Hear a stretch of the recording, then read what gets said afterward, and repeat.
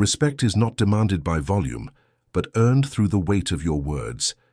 In every culture and era, human beings have measured one another not only by deeds, but also by words. A person who speaks with clarity, restraint, and conviction can command a room without raising their voice. The Stoics understood this truth deeply. For them, speech was not merely a tool for persuasion, but a reflection of the state of the soul. If the mind is in turmoil, the tongue will betray it. If the mind is calm, the words will carry authority. Modern life is noisy. Social media rewards those who shout the loudest. Workplaces are filled with people competing to be heard, and in daily life it often feels as though only the aggressive succeed. Yet the Stoic view cuts across this illusion. Noise is weakness disguised as strength. True authority, they argued, lies in measured speech. Marcus Aurelius wrote that the best revenge is not to be like your enemy. Likewise, the best way to command respect is not to imitate the anger or arrogance of others, but to rise above it through dignity and calm presence. Words shape perception. When a leader says, "I hear you," it transforms a heated debate into a constructive dialogue. When a person sets a boundary with quiet firmness, others are reminded that strength is not about shouting, but about conviction. Seneca warned that anger is a form of temporary madness. To shout is to show the world that you are controlled by impulses rather than reason. In contrast, composed speech suggests mastery over oneself, a quality that naturally earns respect. Think about the last time someone spoke to you with genuine calm, even when circumstances were tense. Did their words not carry more weight precisely because they were delivered without aggression? This is the essence of Stoic communication. Respect arises not from the force of volume, but from the presence of character. A calm tone disarms hostility, while careful phrasing signals both wisdom and authority. The Stoics also taught that words should be tools of virtue, not weapons of ego. Every phrase we speak either builds or erodes our credibility. Epictetus reminded his students that we cannot control the opinions of others, but we can control how we respond. By choosing words with restraint, we demonstrate an inner strength that others cannot help but notice. Even silence, when chosen intentionally, can be more powerful than endless argument. It is important to recognize that commanding respect is not the same as demanding obedience. The former arises naturally from the way we live and speak. The latter is forced, fragile, and dependent on fear. A Stoic does not shout to gain attention, for attention is fleeting. Instead, he or she cultivates words that align with action, so that speech becomes an extension of virtue. Over time, this consistency creates trust, and trust is the true foundation of respect. To master speech in the Stoic sense requires practice. It means pausing before responding, asking whether the words serve truth or merely pride. It means choosing clarity over cleverness, sincerity over flattery, brevity over unnecessary flourish. The Roman philosopher Musonius Rufus emphasized that philosophy is not about fine rhetoric, but about living rightly. In the same way, our words should not aim to dazzle, but to embody integrity. As we step into the core of this book, we will explore 5 phrases that exemplify Stoic wisdom in daily conversation. These are not tricks or techniques to manipulate others. They are reflections of deeper principles: understanding, reason, boundary, responsibility, and courage. Each phrase, when spoken from a place of calm conviction, can transform how others perceive us and how we perceive ourselves. The power of words is timeless.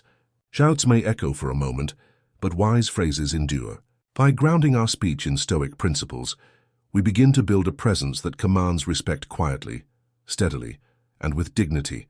What follows is not simply a collection of phrases, but a pathway toward a new way of speaking, a way rooted in self-mastery, guided by reason, and strengthened by virtue.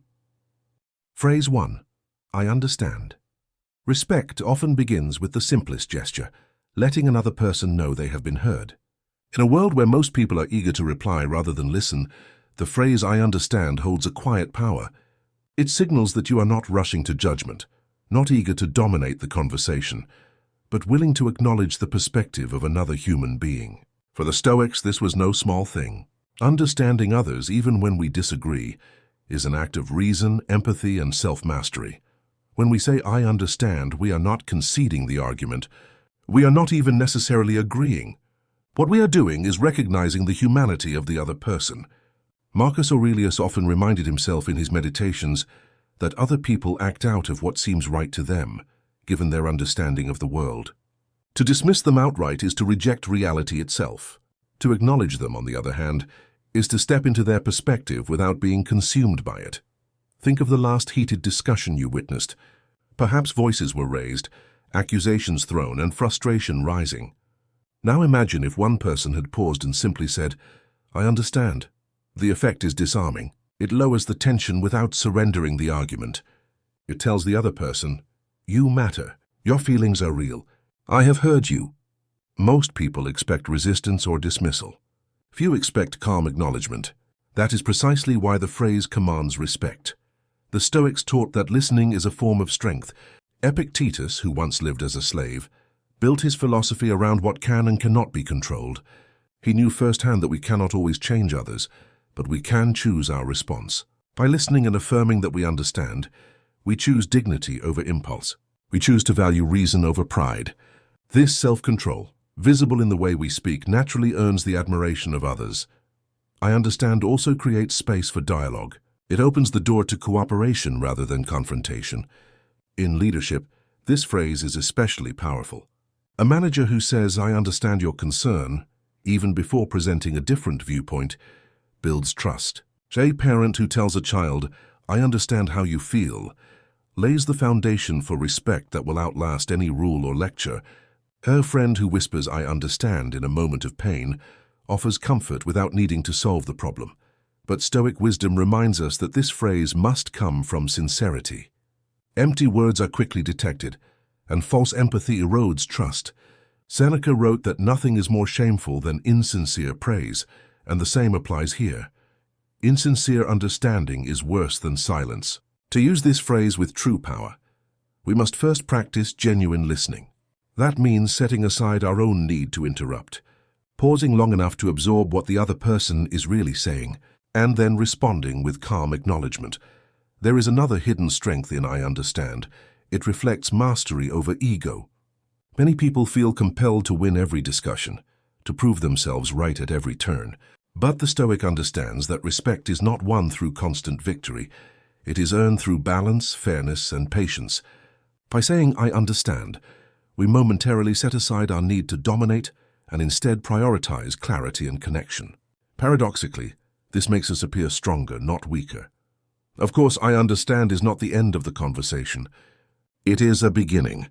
After acknowledging, we may still disagree, we may still challenge, we may still hold firm boundaries, but we do so from a position of calm authority rather than reactive defensiveness. The other person leaves feeling seen, and in turn, they are more likely to respect the firmness that follows. The phrase embodies a Stoic truth. You do not control the behavior of others, but you control the respect you give.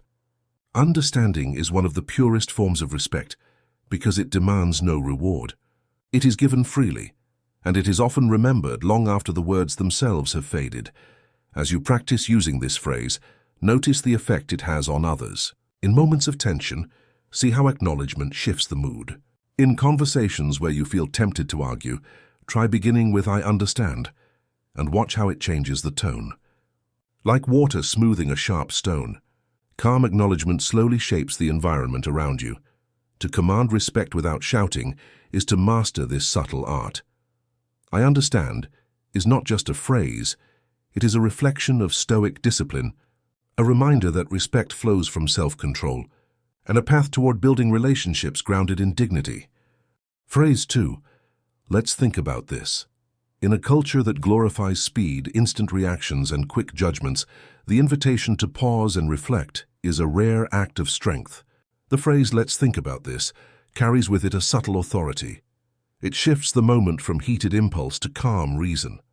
To speak it is to remind ourselves and others that wisdom grows in the space between stimulus and response. The Stoics built their philosophy on this principle. Epictetus told his students that when confronted with impressions, those first flashes of anger, fear, or desire, they should stop and examine them before acting. Marcus Aurelius wrote that the mind has the power to reframe events, to see them as they truly are, not as our emotions paint them. When you say "let's think about this," you are applying this Stoic wisdom in real time. You are creating a pause, a breathing space where reason can enter and passion can retreat. Respect often flows toward those who can keep calm in chaos. In a meeting where tempers flare, the person who calmly suggests, "Let's think about this," immediately shifts the energy. It's not a command, not a dismissal, but an invitation.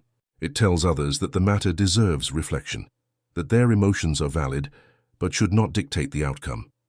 This phrase asserts quiet leadership without aggression. Consider how many conflicts escalate because no one takes a step back. Families argue, colleagues clash, communities fracture, all because people rush headlong into reaction.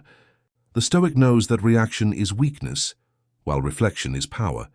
By voicing, "Let's think about this," you demonstrate that you are governed not by impulse but by deliberate reason. That alone earns respect, for few have the courage to resist the current of instant reaction. This phrase also models humility. To say, "Let's think about this," is to admit that no single perspective is complete, that wisdom emerges when multiple minds consider the matter together.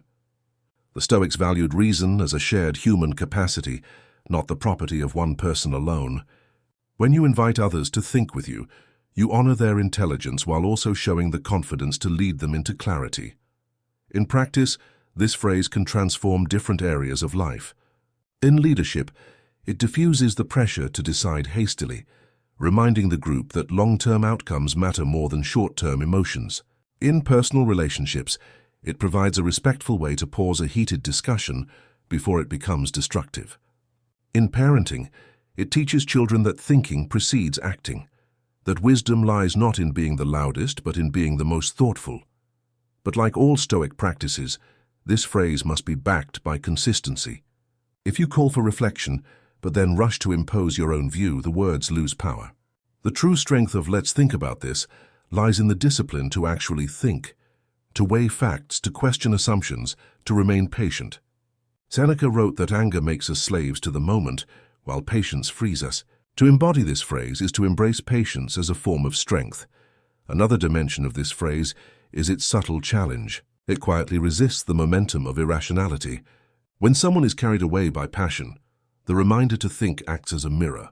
It forces them, even if only for a moment, to confront the possibility that their emotions may be clouding their judgment. Few people enjoy being told outright that they are wrong, but many will accept an invitation to think. This is why the phrase commands respect. It is not confrontational, yet it guides the conversation back to reason. The phrase also protects our own dignity. By speaking it, we declare to ourselves that we will not be dragged into emotional chaos. We refuse to be ruled by anger, fear, or haste. Instead, we anchor ourselves in Stoic calm, and others notice. They may not always agree, but they will remember that when the moment grew tense, you were the one who held the line of reason. Ultimately, "Let's think about this" embodies the Stoic conviction that wisdom is found in deliberation. To pause is not weakness but strength. To reflect is not hesitation but clarity. When you make this phrase part of your speech, you remind others and yourself that respect is commanded not by speed, but by steadiness. In a world racing toward reaction, the invitation to think is an act of quiet rebellion.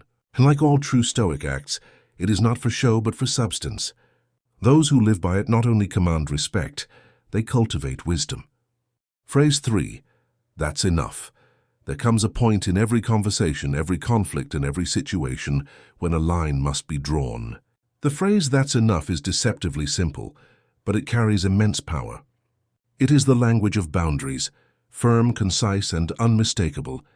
Unlike shouting, which seeks to overpower, this phrase asserts control with dignity. It signals that you will not be dragged further into chaos, manipulation, or waste. For the Stoics, boundaries were essential to a virtuous life.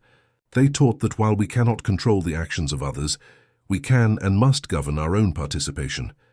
To say "that's enough" is to exercise this principle in practice. It is to recognize that continuing would serve neither wisdom nor peace. Seneca wrote that life is long enough if we use it well, but so much of it is squandered on trivialities. Often the strength to say "that's enough" is what saves us from that waste. The power of this phrase lies in its restraint. It does not insult, it does not rage, it does not explain itself endlessly. It simply states a boundary. In an argument that spirals out of control, "that's enough" is the rope pulled taut, halting further descent. In a workplace discussion drowning in unproductive repetition, it restores focus. In personal life, it protects dignity by preventing us from indulging in patterns that harm us. Consider a heated exchange between colleagues. Voices rise, accusations are traded, and the discussion goes in circles. One person, instead of shouting louder, calmly says, "That's enough." Instantly, the atmosphere changes. The words command respect not through aggression, but through finality. Everyone present knows a line has been drawn. The person who spoke it becomes the anchor of composure in the storm. The Stoics would remind us that respect is not commanded by endless participation in fruitless battles. Marcus Aurelius wrote that the best way to win against nonsense is not to join it. Saying "that's enough" honors that wisdom. It shows that you value your time, your energy, and your peace more than the fleeting satisfaction of the last word. In a culture that glorifies endless debate and constant noise, this phrase is an act of courage. There is also self-respect in these words. Often we must direct them inward. How many times have we allowed ourselves to overindulge in worry, anger, or distraction? To whisper to ourselves, "That's enough," is to reclaim sovereignty over the mind. Epictetus taught that freedom is not achieved by fulfilling every desire, but by mastering them. In this light, the phrase becomes a tool of discipline, cutting off excess before it enslaves us. Of course, saying "that's enough" requires balance. It must not be used as an excuse to avoid responsibility or silence truth. The Stoics were not cowards hiding behind brevity. They faced life's trials with courage. The phrase works when it is grounded in virtue, when it marks the point beyond which discussion or indulgence would do more harm than good. Used in this way, it is not escape but clarity. The respect this phrase commands comes from its combination of firmness and calm. Unlike shouting, which exposes loss of control, "that's enough" communicates mastery. Others hear it and recognize that you are not afraid to stand your ground without theatrics. It tells them you know your limits and expect them to be honored. Boundaries, after all, are not walls of pride, but fences of self-respect. In practice, try speaking these words with a steady tone. No anger, no sarcasm, no apology. Just calm finality. Watch how it changes the atmosphere. The more you embody Stoic composure, the more this phrase will carry weight. Over time, people will come to respect you not because you shout to be heard, but because when you speak you mean it. Ultimately, "that's enough" is more than a phrase. It is a philosophy of limits. It teaches that peace comes not from endless engagement, but from knowing when to stop. It protects dignity, saves time, and restores clarity. It embodies the Stoic truth that mastery of life is found not in excess but in restraint. And in that restraint, respect naturally follows. Phrase 4. I'll take responsibility. Few phrases earn respect as quickly and as deeply as these 4 words. I'll take responsibility. In a world where excuses are plentiful, blame is easily shifted and accountability often avoided. Stepping forward to own your part is an act of rare courage. The Stoics understood this well. Respect follows not from perfection, but from integrity. Responsibility is the essence of Stoic practice. Epictetus reminded his students constantly that while we cannot control the actions of others, we are always responsible for how we think and act. To say "I'll take responsibility" is to align yourself with this wisdom. It is to claim ownership over what is within your control, rather than wasting energy on what lies beyond it. This self-mastery does not go unnoticed. Others instinctively admire those who face reality rather than flee from it. Consider a workplace scenario. A project fails, and the room falls silent, waiting for someone to point the finger elsewhere. Instead, one person says calmly, "I'll take responsibility." Suddenly, the dynamic shifts. The blame game dissolves. Instead of hiding, this individual steps into the light, showing strength through honesty. Even if mistakes were made, respect is earned, not lost, because accountability signals maturity and leadership. This phrase is powerful because it reflects values the Stoics held sacred: courage, justice, and wisdom. Courage, because it requires facing the consequences of one's actions without flinching. Justice, because it is fair to accept one's share rather than burden others with it. Wisdom, because it recognizes that growth comes through accountability, not denial. When these virtues converge in a single phrase, it commands respect naturally. There is also humility in these words. To take responsibility is to admit imperfection, to acknowledge that you are not above error, Marcus Aurelius wrote that even emperors stumble, and what matters is not the stumble itself, but how we rise from it. People respect those who are honest about their flaws, because honesty builds trust. By contrast, nothing erodes respect faster than blame shifting or denial. Importantly, I'll take responsibility is not about self-punishment. It is not about absorbing blame unfairly or becoming a scapegoat. The Stoics would caution against that. It is about claiming what is truly yours, your choices, your words, your actions, without hiding behind excuses. And when others see that you hold yourself accountable, they are more likely to follow suit. Responsibility becomes contagious. This phrase also extends beyond mistakes. It can be spoken in moments of duty, when leadership is required. To say, I'll take responsibility for this decision, or I'll take responsibility for guiding this team, is to step forward when others hesitate. It shows readiness to bear the weight of consequence, good or bad. In both success and failure, responsibility elevates a person's character in the eyes of others. In personal life, responsibility strengthens relationships. A parent who tells a child, I'll take responsibility for how I handled that, teaches humility by example. A friend who admits fault keeps trust alive. A partner who owns mistakes prevents resentment from festering. In each case, accountability builds a foundation of respect far stronger than pride ever could. There is also an inward dimension. When you tell yourself, I'll take responsibility, you reclaim power over your life.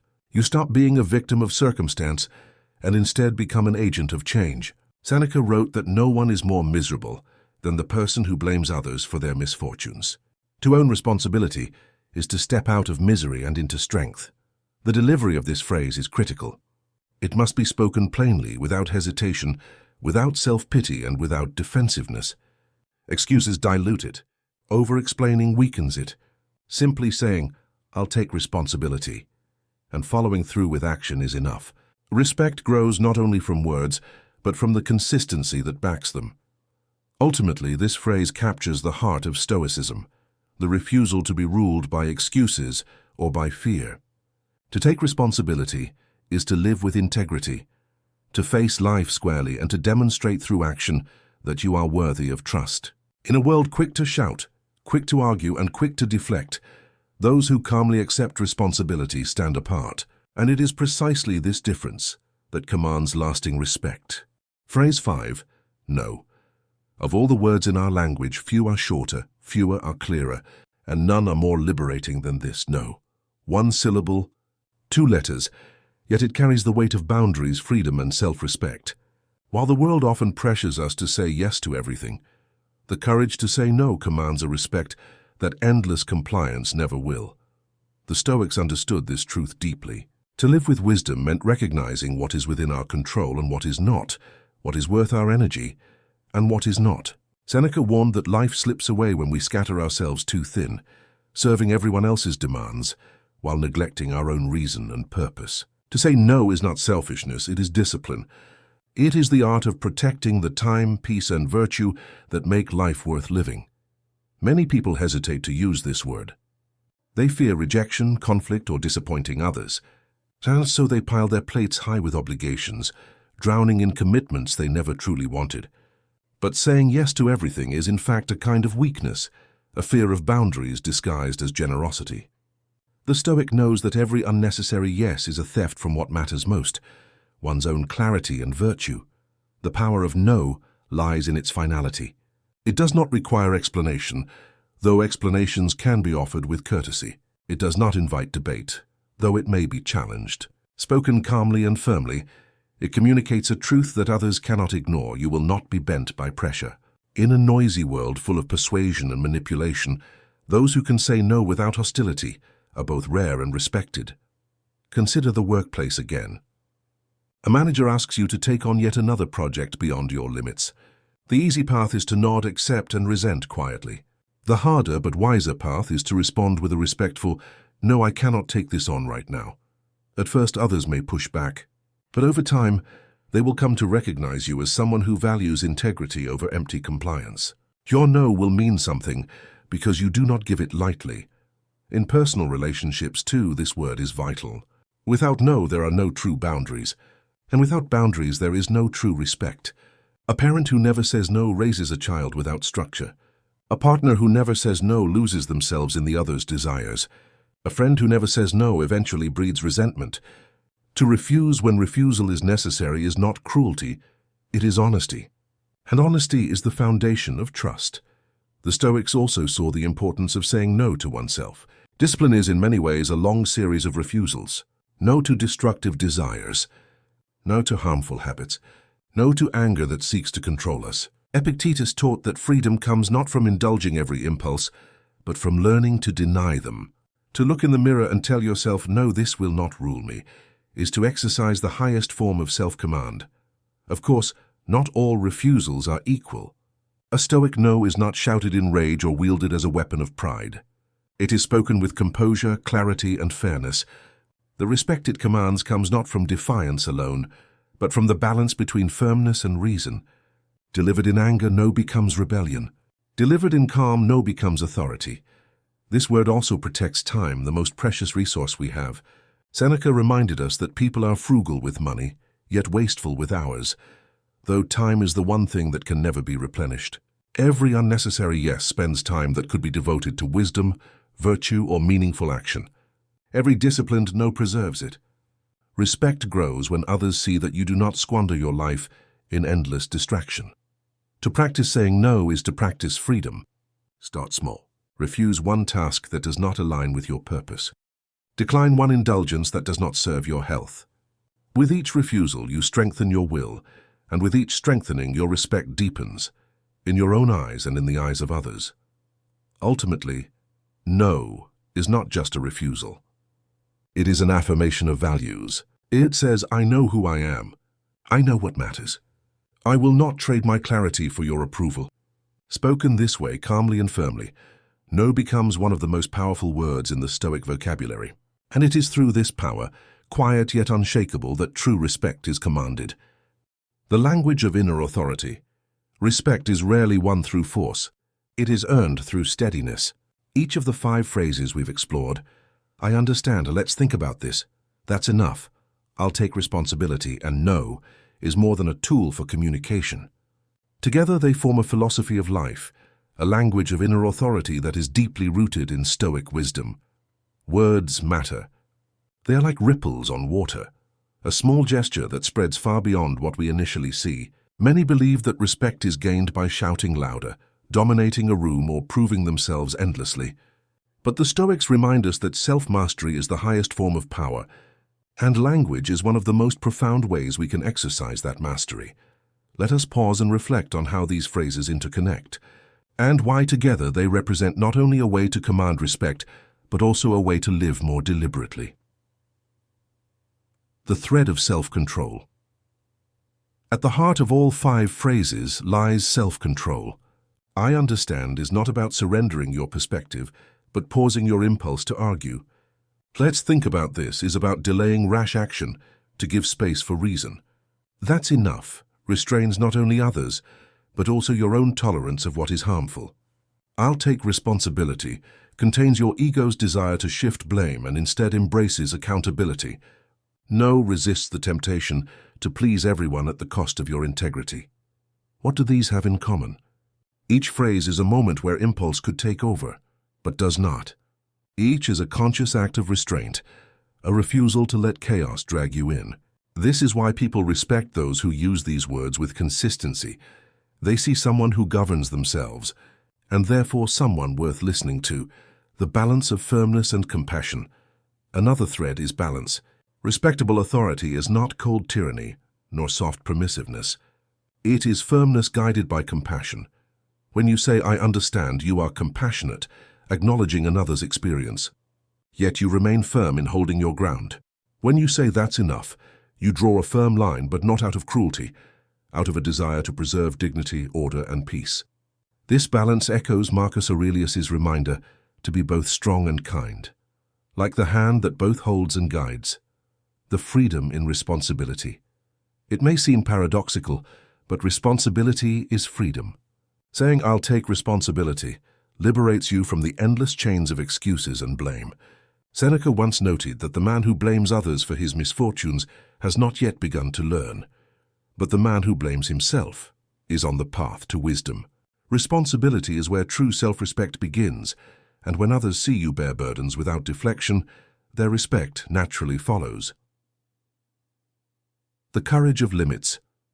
Limits are difficult. People often say yes because they fear rejection, or they let problems fester because they fear confrontation. But know when that's enough, teach us that limits are not signs of weakness. They are acts of courage. They are the guardians of our time, energy, and values. Epictetus taught that the key to freedom is understanding what is within our control. Saying no to what is not aligned with your values, and that's enough to what is harmful, is nothing less than living in accordance with nature, honest, unburdened, free. A philosophy and everyday speech taken separately. These phrases seem simple. Anyone could utter them. But taken together, they reveal a pattern of living. To listen before reacting. I understand. To invite reason above impulse. Let's think about this. To uphold dignity by setting boundaries. That's enough. To embrace accountability rather than avoid it. I'll take responsibility. To guard integrity through refusal. No. This is Stoicism made practical, not distant meditations in dusty books, but phrases you can use at the office, at home, in friendship, or even in moments of private reflection. Respect that lasts. Respect built on fear dissolves when fear is gone. Respect built on wealth fades when fortune changes. Respect built on charm wanes with age. But respect built on self-mastery, on words spoken with clarity and calm, is enduring. These 5 phrases will not turn you into someone others bow to out of obligation. They will make you someone others trust, someone whose presence reassures rather than threatens. And perhaps most importantly, they will help you respect yourself, because nothing commands respect more than a life lived with consistency between word and deed. In the chapters ahead, we will step beyond the individual phrases and explore how Stoic wisdom can transform the way we communicate, lead, and live. But for now, let these words linger. A short vocabulary of respect, a handful of phrases that, when spoken with sincerity, carry more weight than the loudest shout. Knowledge without practice is like a sword that never leaves its sheath, beautiful but useless when it matters most. The 5 phrases we have explored are not merely ideas to admire, they are tools to be sharpened through daily use. Stoicism, after all, is a philosophy of action. Marcus Aurelius did not write his meditations for public applause, but as a kind of personal training manual. We too can turn these phrases into habits that shape our character. This chapter will explore how to make these words part of your daily life through practice. Role-play and reflection. Step 1. Awareness through observation. The first practice is simple but profound. Notice, when do you tend to argue instead of listening? That is the moment for I understand. When do you rush into decisions or react emotionally? That is the moment for let's think about this. When do you let something go on too long? That is the moment for that's enough. When do you avoid blame or shift responsibility? That is the moment for I'll take responsibility. When do you say yes against your better judgment? That is the moment for no. For a week, carry a small notebook or use your phone to jot down these situations. Don't judge yourself harshly. Simply notice the missed opportunities where one of the phrases could have changed the outcome. Step 2. Role-play in safe spaces. The Stoics believed in training the mind like an athlete trains the body. One way to strengthen your command of these phrases is role-play. Find a trusted friend, colleague, or even practice in front of a mirror. Act out common scenarios. Someone interrupts you aggressively. Practice saying that's enough calmly without anger. A colleague blames you for a shared mistake. Practice saying I'll take responsibility with composure. A friend invites you to an event you cannot or should not attend. Practice saying no kindly but firmly. It may feel awkward at first, but rehearsing these responses prepares your mind for the real moment. Just as soldiers train before battle, we train our speech before conflict. Step 3. Journaling for reflection. Stoic journaling is not about recording daily events, but about reflecting on how we live. Each evening, take 10 minutes to write. Where did I succeed today in using one of the 5 phrases? Where did I fail and why? What could I do differently next time? For example, today during a heated meeting, I interrupted instead of saying I understand. Next time I will breathe before speaking. This practice transforms mistakes into lessons. Over time, you will see patterns in your behavior and progress in your self-control. Step 4. Breathing before speaking. Before any of the 5 phrases can be spoken with strength, a pause is required. The Stoics often practice controlled breathing to master impulse. Try this. Inhale slowly for 4 counts. Hold for 2 counts. Exhale slowly for 6 counts. Do this once before responding in tense situations. This simple act creates space between stimulus and response, allowing reason to step in. It ensures that when you say no or that's enough, it comes from calm authority, not uncontrolled emotion. Step 5. Visualize scenarios. Epictetus encouraged students to anticipate challenges each day. Someone will insult you, tempt you, disappoint you. Expecting difficulty makes you ready. Each morning, visualize situations where the 5 phrases might be needed. Imagine a co-worker taking credit for your idea. Imagine your child pushing boundaries. Imagine being pressured to agree to something unreasonable. Then mentally rehearse the right response. By preparing your mind, you reduce surprise and strengthen composure when the real moment arrives. Step 6. Anchor the phrases in daily rituals. Choose small, consistent reminders. Place a sticky note on your desk that says pause, think. Write 1 phrase in your journal each morning and challenge yourself to use it once that day. End your day by repeating all 5 phrases silently. As a reminder of the vocabulary you are building, these anchors turn abstract philosophy into lived practice. Why practice matters. Anyone can recite these phrases in calm waters.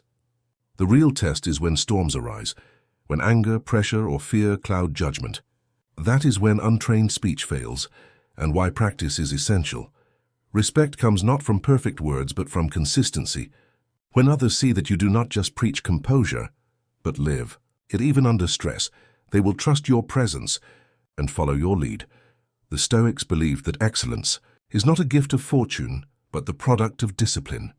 These exercises are not about rigidly memorizing lines, but about cultivating an inner posture of authority, clarity, and calm. Over time, the phrases become less like tools you reach for and more like second nature, woven into who you are. And when that happens, you will discover that respect is not something you demand, but something you naturally command. Respect is not confined to philosophy books or solitary reflection. It plays out in the dynamic spaces of life, the workplace, the family, friendships, and communities.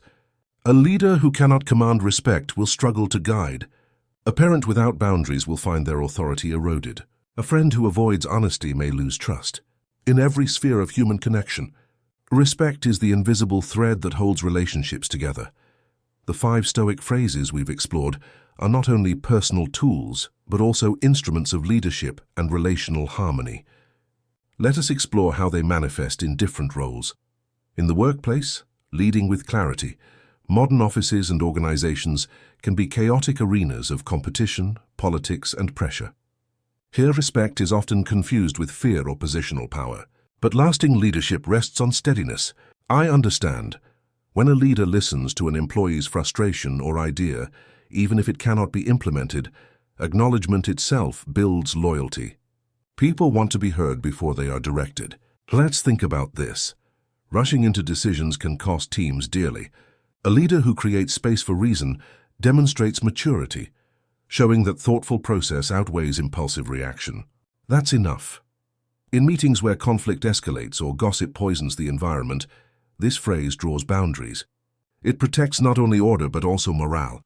I'll take responsibility, the mark of true leadership. When things go wrong, leaders who step forward to bear responsibility earn trust that cannot be bought. No. Great leaders decline projects, deals, or requests that compromise values or overload teams.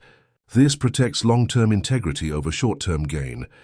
A Stoic leader commands respect not because of their title, but because their words are anchored in calm authority.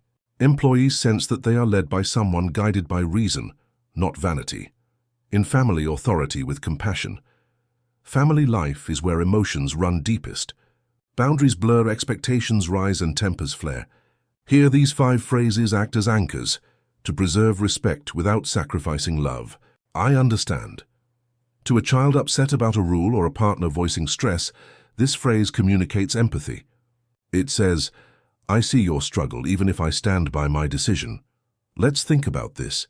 Instead of imposing a quick solution, it invites collaboration.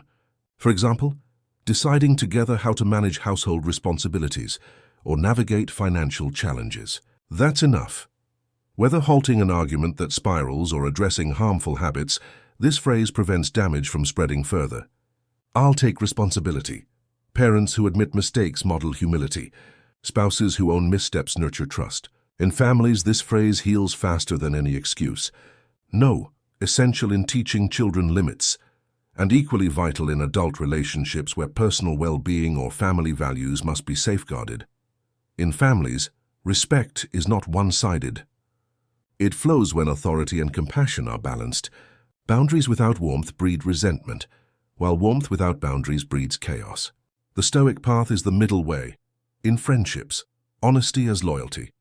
Friendship thrives not on flattery but on sincerity. True friends respect each other enough to speak with honesty. I understand. Sometimes a friend does not need solutions but acknowledgement. Listening well is a gift. Let's think about this. Friends often seek advice in times of confusion.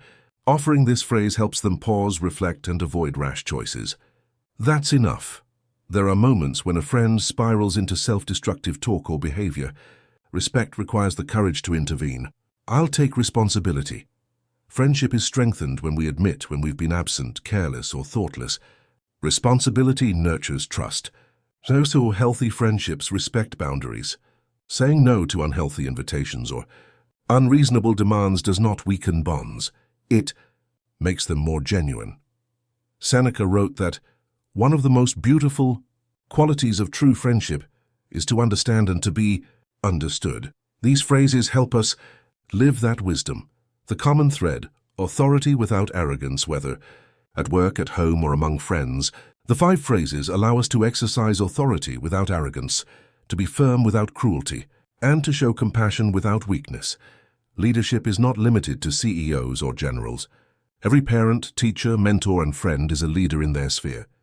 The ability to guide others while maintaining their respect is not about charisma, but about character. In this, Stoicism provides a timeless reminder: control yourself first, and your influence will follow.